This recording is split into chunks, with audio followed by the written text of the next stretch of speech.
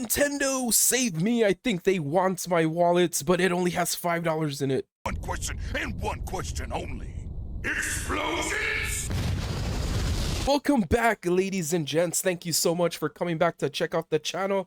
I appreciate the feedback and the comments you all have been leaving as we start up the conversation surrounding the latest Switch news and gaming news in general. Comments of the day goes to @le_underscroll.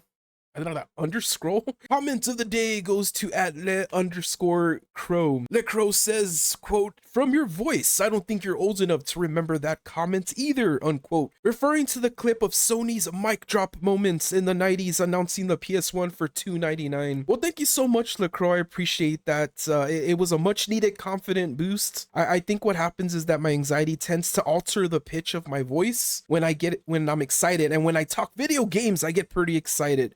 So thank you so much for that. If you'd like to join us here by leaving a sub and a like, and let's get these conversations going strong as we roll our way into 2025, a year that is promising to bring gamers a year packed with exciting new games and consoles. We're jumping back into the time machine to go back to a time when I was even more broke, believe it or not. We're going back to this announcement here in 2013. I'm very proud to announce that PlayStation 4 will be available at $399. It was a direct hit to the hearts of Xbox and the outlandish premise of having to check in every 24 hours to play a video game. At the time, I was actually primarily an Xbox guy because there wasn't much room for me to be owning every console available. So if I wasn't going to be playing on one console, what I was doing is selling my older consoles and visit a few pawn shops to gather up the money needed for the next big thing. So I didn't have that luxury of being able to have all at the same time. I would jump from one console to the next. The price of the PS4 being $400 was a godsend, and not needing to always be online was heaven for a lot of gamers out there. I'll reiterate what I've said before, just because I can't afford it doesn't mean I should stop being a gamer. And that's where Sony saved us with a shiny brand new console at a price that was $100 cheaper than their direct competitor. Times have changed, to say the least. My savior won't be Sony this time around. No. It's going to be Nintendo with the Nintendo Switch 2. I want that feeling of a new console in my hands, and I don't want to sell everything I own in order to do it. It doesn't hurt either that Nintendo has a plethora of amazing games and franchises. Speaking of which, who's ready for Echoes of Wisdom? Don't get me wrong, I am very fortunate that I'm able to game on PS5 and Series X.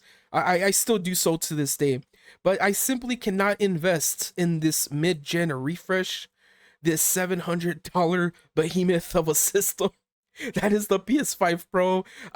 Hopefully down the line, I will win the lottery or something of that nature, and I would love to experience the very subtle upgrade that the Pro is going to provide us. But for 700 Benjamin Franklin's, I cannot do it. I simply cannot. It ain't happening, especially with the economy and workforce right now. And well, for me anyways, I'm personally speaking, of course, I know it's going to be different for a lot of people out there. So let me know in the comments if you'll be ponying up the 700 buckaroos. I do need to ask though, what the heck happened? Like seriously, I can't believe we're not hearing more about the floodgates a $700 console have just opened.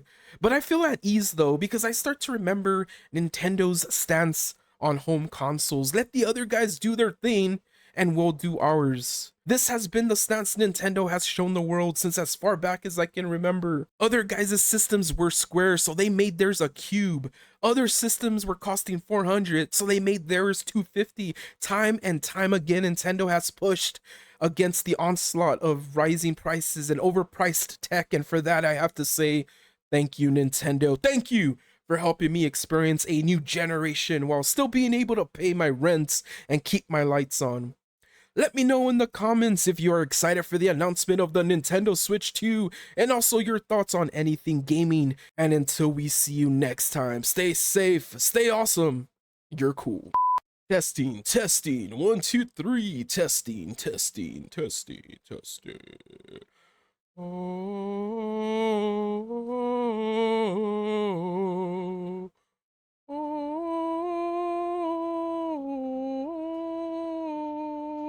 If only I could win the lottery. I would be very happy. Would buy a PS5 Pro for more frame rate and resolution.